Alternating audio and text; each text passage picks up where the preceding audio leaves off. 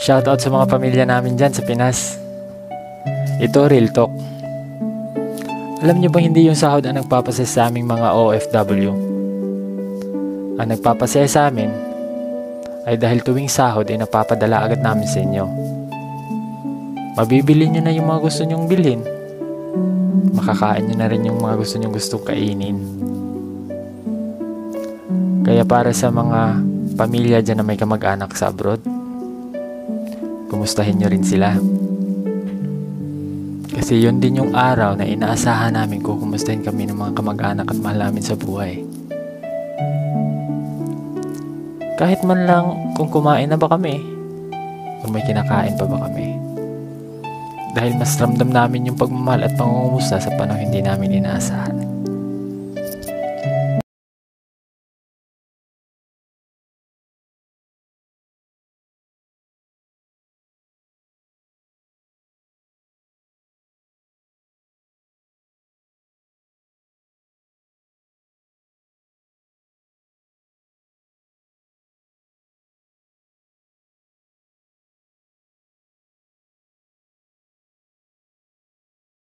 Yun guys, yung cow meat gawa tayo ng Chinese sauce.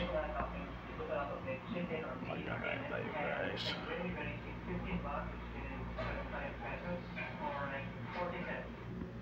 Cow meat. Nakako na tayo ngayon ng tatlong full-valent options.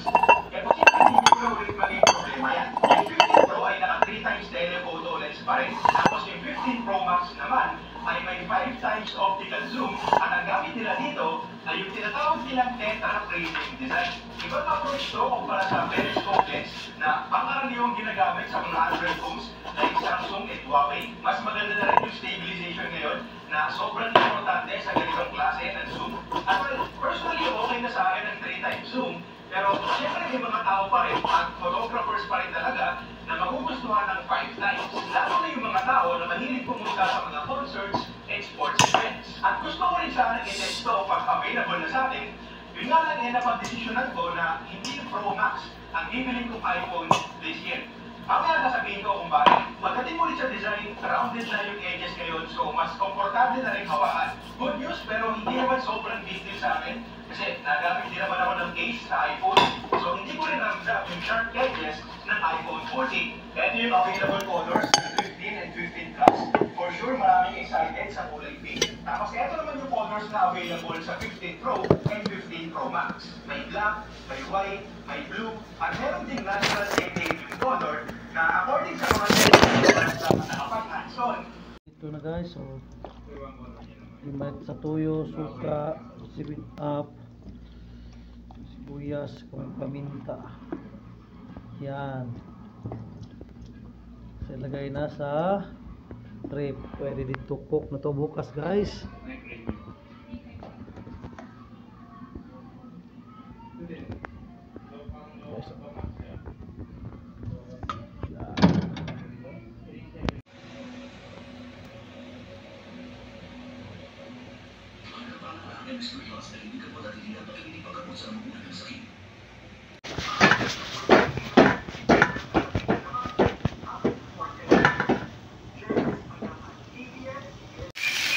Ayan guys, ketchup guys oh.